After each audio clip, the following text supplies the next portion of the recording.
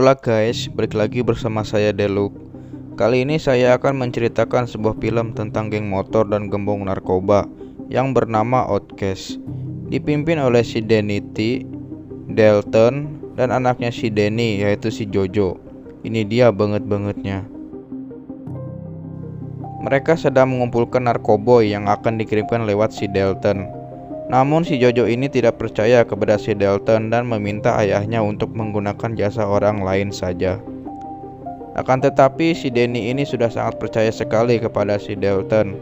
Tentunya karena sudah berlangganan menggunakan jasanya.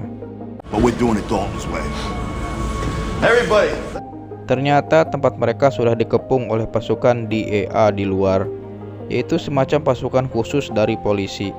Mereka pun memulai aksinya dengan melumpuhkan para penjaga di luar dan mematikan listrik tempat tersebut dan masuk ke dalamnya. Dan di sini penyamaran si Dalton ketahuan oleh si Danny dan si Jojo ketika ia menyelamatkan pasukan polisi tersebut dari para anak buahnya. Kemudian mereka berniat kabur menggunakan mobil. Si Dalton yang melihat mereka kabur segera mengejar menggunakan motor.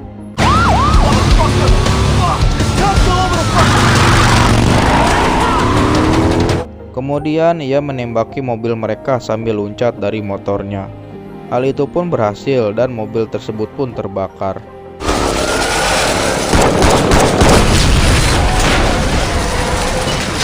Si Dalton segera mengeluarkan si Danny dan kemudian memborgolnya.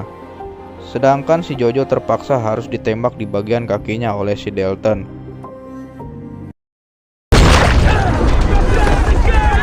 Karena mencoba untuk melawan. Karena terus memberontak, para polisi pun menembakinya.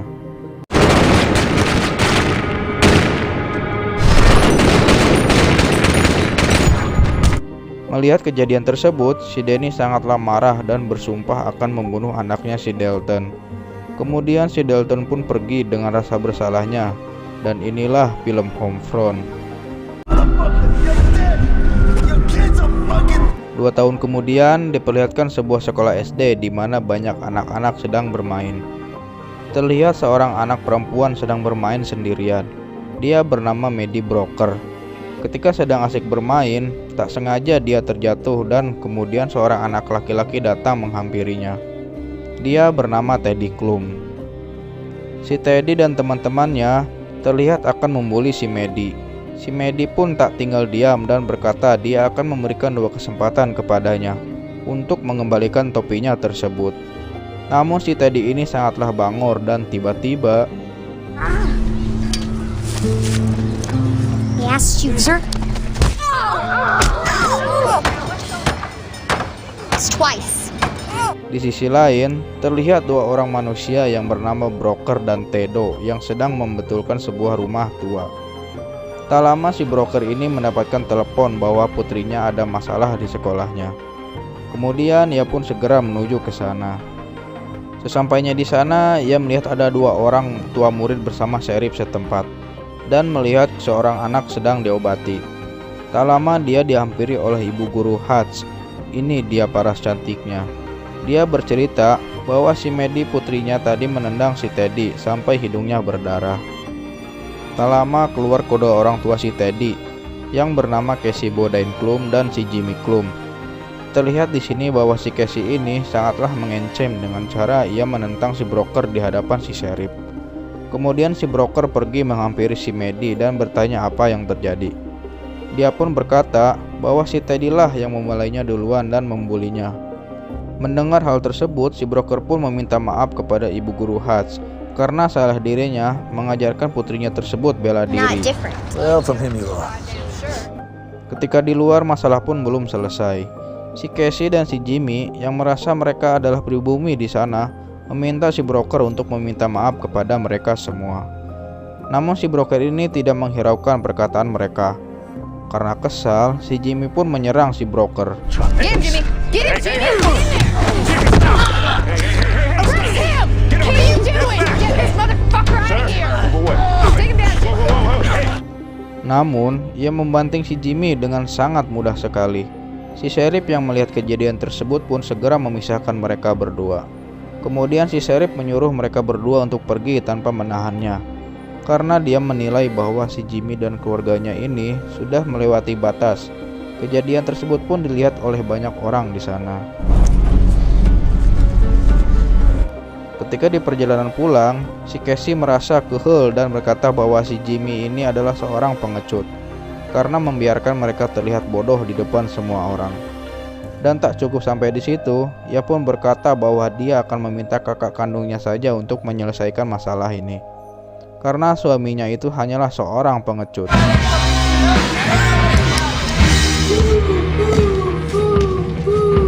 Scene berpindah memperlihatkan sebuah rumah kosong yang di dalamnya sedang ada pesta narkoboy ABG labil. Tak lama datang seorang yang bernama Gator Bodine. Ini dia cucu nguknya. Dia adalah kakak kandung si Casey Bodine tadi. Kemudian dia berkata kepada mereka semua untuk tidak memakai barang haram tersebut di daerahnya, dan memukul kaki salah satu anak tersebut sampai pincang. We didn't mean no disrespect. This here is just for celebrating. Dan ketika pulang, dia sudah ditunggu di sana oleh si Casey. Si Casey kemudian menceritakan kejadian tadi siang kepadanya. Karena si Gator ini adalah seorang kakak yang baik dan pengertian, ia pun akan membantunya. Sebelum pulang, ia memberikan obat haram ABG tadi yang ia temui kepada adiknya tersebut untuk menenangkannya. Esoknya si broker mengantarkan anaknya ke sekolah kembali. Kemudian ia berbincang dengan ibu guru Hutch dan berkata bahwa besok adalah hari ulang tahun anaknya. Dan dia pun meminta bantuan kepadanya untuk membuat pesta tersebut, karena ibunya si Maddie sudah lama meninggal. Dan dulu ia terlalu sibuk bekerja sampai-sampai membuat hal tersebut pun ia tidak belul. Kemudian si broker pergi menuju pelabuhan tempat si Jimmy bekerja. Ia pun meminta maaf secara gentle dan ingin melupakan kejadian yang kemarin, dan meminta agar tidak ada masalah lagi ke depannya. You want some around? What's right? And my kid too, he saw the whole damn thing. Dalam perjalanan pulang, ia mengisi bensin dulu di pom mini setempat. Tak lama datang dua orang yang menyerobot antrian seperti emak-emak ketika berbelanja, dan meminta selang yang sedang dipakai si broker dan mematikan mesin tersebut. Namun, dengan santainya si broker membukanya kembali dan melanjutkan isi bensinnya karena belum terisi penuh. Tiba-tiba,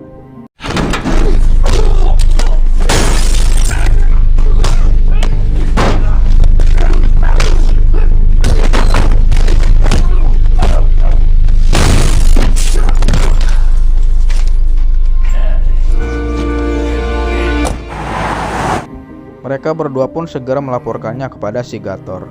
Mendengar hal tersebut, si Gator ini sangat tidak percaya hal tersebut dan berniat akan melakukannya sendiri. Kemudian ia menyelinap ke rumah si broker yang sedang berkuda di luar bersama anaknya. Dan dengan sangat tidak gentlenya, dia menusuk ban mobil si broker dan mencuri boneka milik si Maddie. Tak cukup sampai di situ, ia pun tidak sengaja menemukan berkas rahasia milik si broker. Ketika akan pulang, ia menemukan kucing hitam milik si Maddie dan membawanya.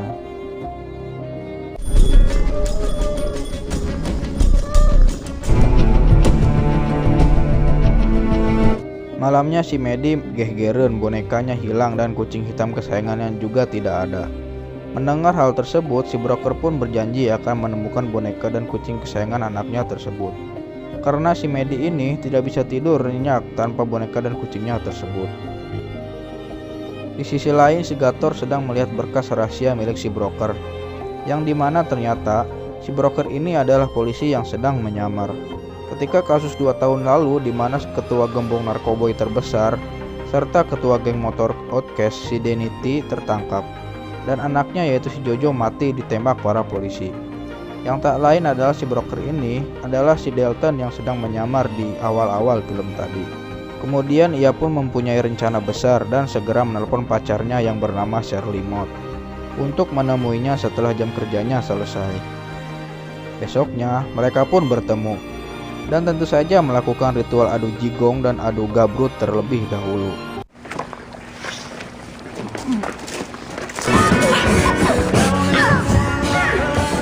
Di sisi lain, si broker pergi menuju ke tempat bekerja si Jimmy kembali dan memintanya untuk mengembalikan boneka serta kucing kesayangan anaknya. Si Jimmy yang tidak paham maksud si broker tersebut hanya berkata iya saja. Si Gator kemudian menceritakan semuanya kepada si Shirley dan mempunyai sebuah rencana, yang dimana rencana tersebut adalah dengan cara membantu si Danny menemukan si broker, si pembunuh anaknya. Kemudian meminta imbalan berupa jalur perdagangan obat haram si Gator ini akan diperluas oleh mereka. Awalnya si Shirley menolak karena takut kepada mereka, namun si Gator merayu dan mengiming-imingkan kehidupan lebih layak nantinya. Dan kemudian si Shirley pun menyetujuinya. Malamnya si Shirley pergi menemui si Work. Dia adalah tangan kanan si Danny, dan dia pun memberikan sebuah dokumen rahasia milik si broker kepadanya, sambil berkata bahwa itu hadiah untuk si Danny. Si Work pun segera memberikannya kepada si Danny yang sedang dipenjara. Tentu saja si Danny sangat senang dan memerintahkan anak buahnya untuk memburu si broker dan anaknya tersebut.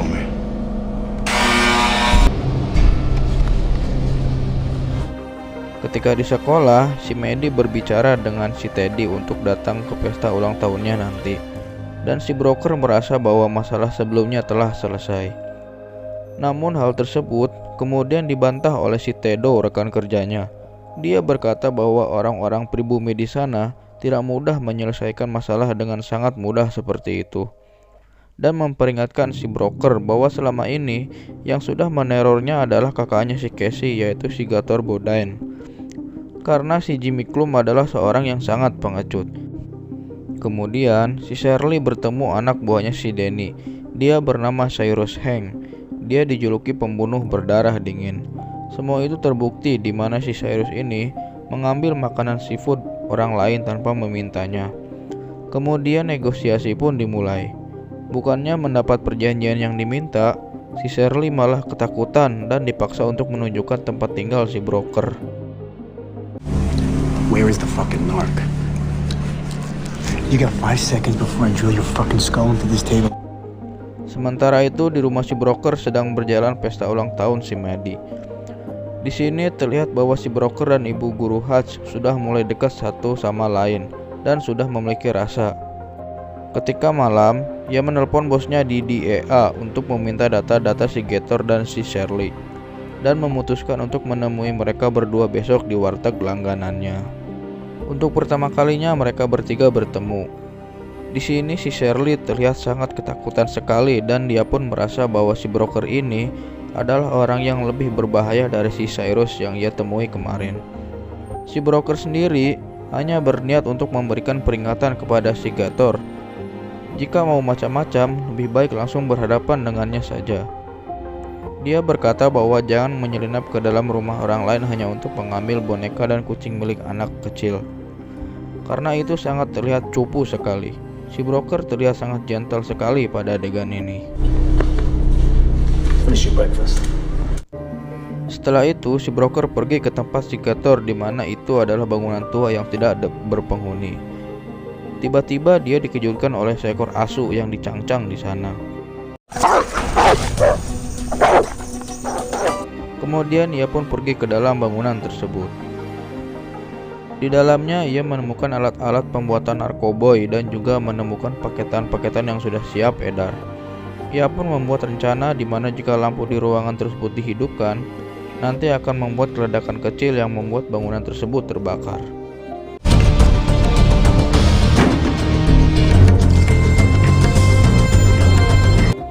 Ketika sudah selesai dan akan pulang, ia menemukan kucing milik anaknya di sana. Tiba-tiba ada satu orang penjaga yang menodongkan senjata kepadanya. Hey, broker.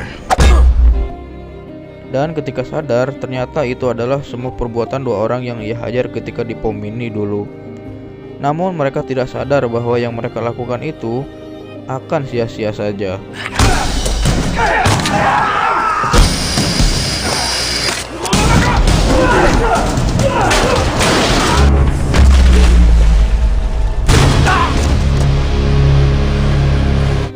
Malamnya, ia pun mengajak putrinya untuk pergi dari rumah itu. dengan alasan bahwa ia mempunyai pekerjaan mendadak. Si Maddie pun sangat kesal mendengar hal tersebut karena ia merasa sudah nyaman tinggal di rumah itu. Besoknya si Cyrus dan anak buahnya pergi ke tempat si Gator bersama dengan si Shirley untuk menunjukkan tempat tinggal si broker. Mereka semua menaiki perahu menuju tempat si broker. Sedangkan si Gator sendiri memilih untuk pergi ke kota dan menghindar demi keselamatannya. Dan itu terlihat sangat-sangat cupu sekali. Mereka memulai penyerangan dari belakang rumah. Si Tedo yang sedang mengandangkan kuda merasa ada sesuatu yang tidak beres. Begitupun si broker yang sedang siap-siap dengan semua senjatanya. Ketika salah satu anak buah si Cyrus menghampiri kandang kuda, si Tedo langsung menyerangnya dan mereka pun gelut di sana.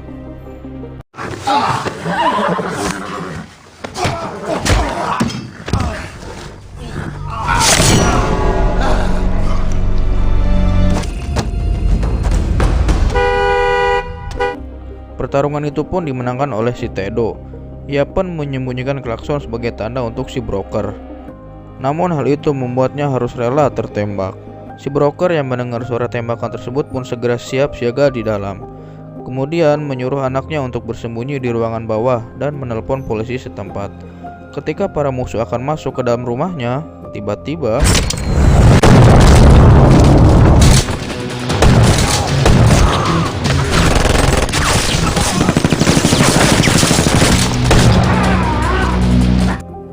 si Maddie yang ketakutan pun pergi lari ke dalam hutan dan dikejar oleh satu orang musuh. Namun beruntungnya si broker datang tepat waktu dan berhasil menembak musuh tersebut. Namun tiba-tiba si Cyrus datang dan perkelahian antar pria gentle pun dimulai.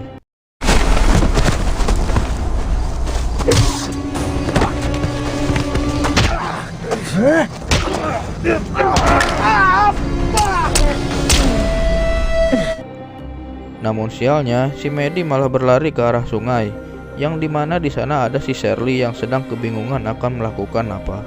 Dia pun berencana menculik si Maddie dan dijadikannya tawanan nanti. Tak lama datang para polisi ke sana.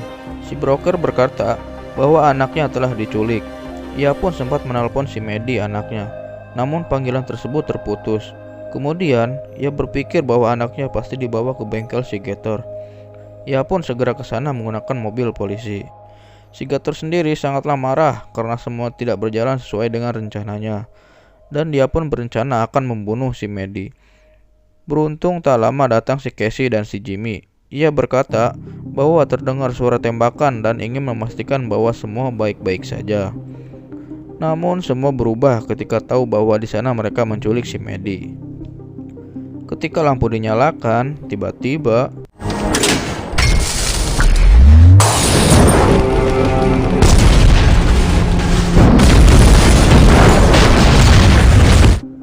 si Gator dengan marah dan kepusingnya memarahi adiknya tersebut sambil moncrot-moncrot dari mulutnya.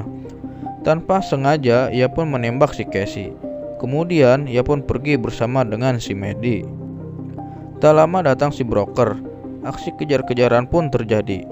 Si Sheriff pun menyuruh agar jembatan tersebut diputar agar mereka berdua tidak bisa melewatinya. Namun karena si broker ini adalah ayah yang baik, ia pun menerjang dan mobilnya pun terguling. Kemudian si Gator keluar sambil membawa senjata dan berniat akan menembak si broker. Si Maddie menangis dan meminta kepada si Gator untuk tidak menembak ayahnya. Tiba-tiba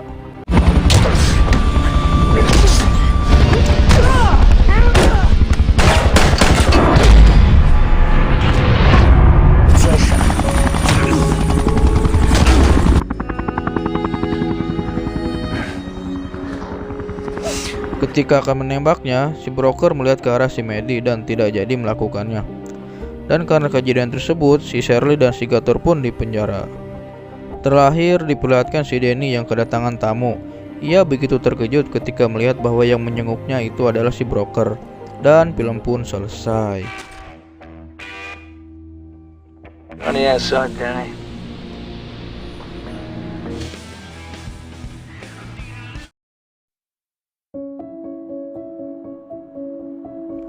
Film ini cukup seru ya, dimana ada lumayan banyak aksi gelutnya. Dan ditambah lagi, aktor utama di film ini yaitu si Jason Statham. Saya sendiri sangat suka dengan aktor ini, di mana ia sudah sering memainkan film-film laga. Kesimpulan dari film ini versi saya adalah jangan menilai seseorang dari topinya, yang seperti topi tukang bangunan sekalipun. Bisa jadi ia adalah seorang polisi yang menyamar. Saya pamit, jika kalian suka silahkan di like, share, dan subscribe-nya ya, jangan lupa, biar channel ini semakin serius ke depannya. Bye-bye.